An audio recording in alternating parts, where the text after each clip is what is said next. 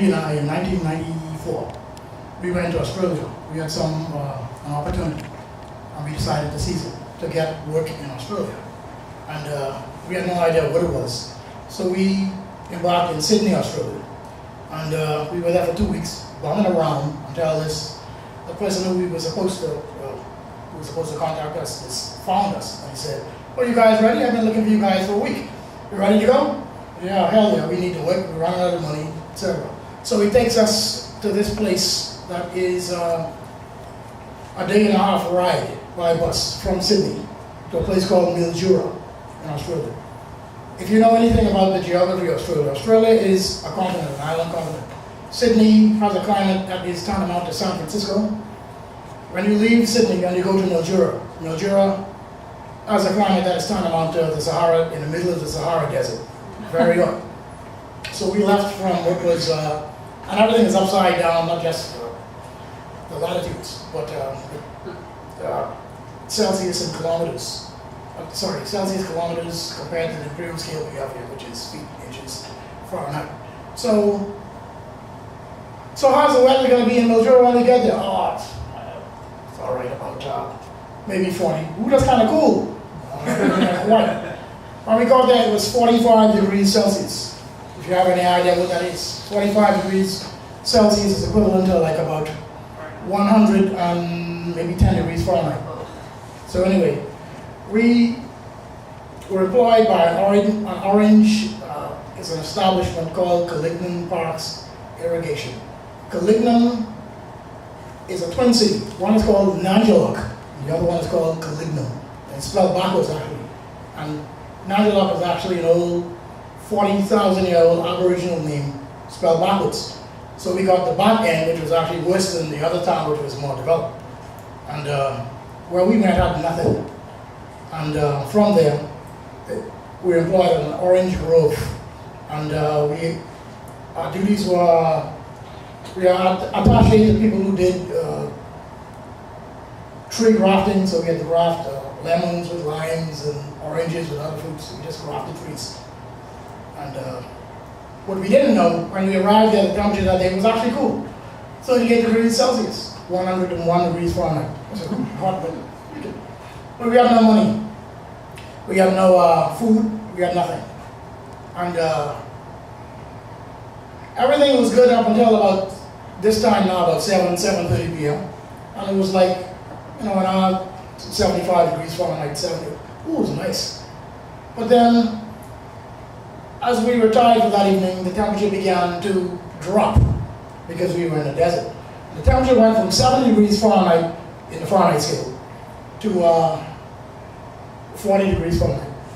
Okay, we left all the windows open, and we were supposed to be up at 5 a.m.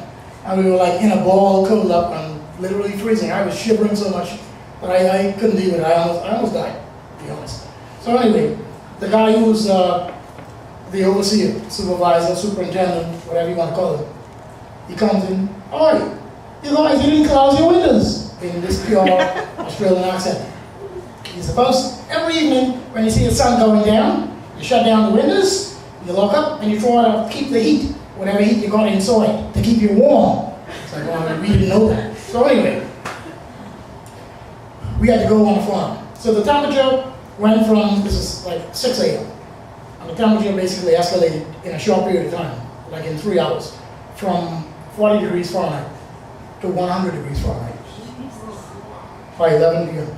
By midday, the temperature was 110 degrees Fahrenheit in that scale.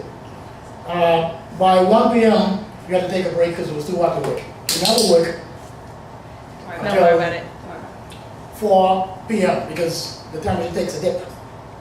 And then you work for 1 hour, 4 to 5, and then you retire.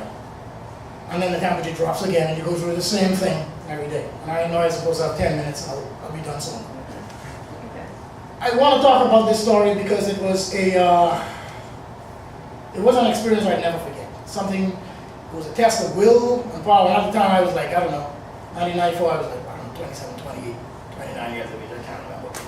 But they had this heat wave that had passed through on one particular day.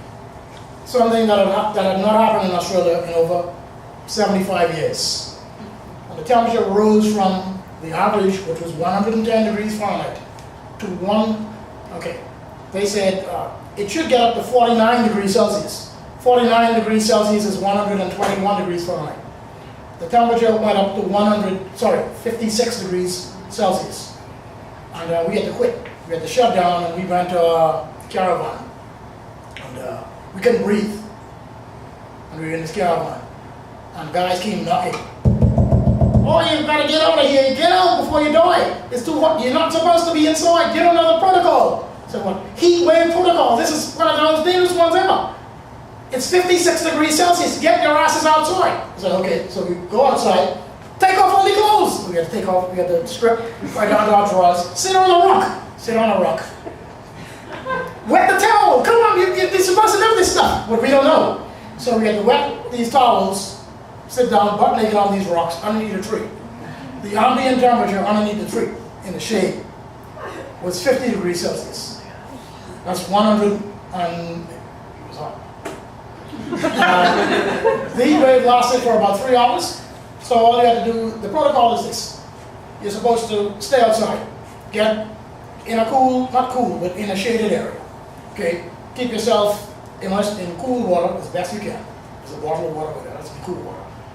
Preferably a towel, and you put it on your head because, if you know anything about extreme heat or extreme cold, heat transfers faster from the head than any other part of the body. So that's what we did.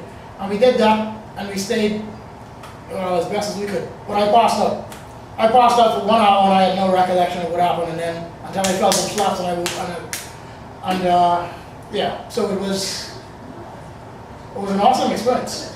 It was unique, it was perilous, it was dangerous, it was deadly. I was young and stupid. I had no idea what I was getting myself into, and people work in these conditions every day. And I met a few aboriginals. They live in a desert where it's actually hotter, and they're exposed to direct sunlight, and their skin is like as black as tar. I hate to say that, but that's what it is. And they're saying, you're black just like me, but you can't withstand the heat. I don't understand that. What kind of black person are you? And I was like, I'm different. So where are you from? I said, I'm from the Bahamas. Which part of the Pacific Ocean is that? I said, it's not the Pacific, it's the Atlantic. The Atlantic Ocean.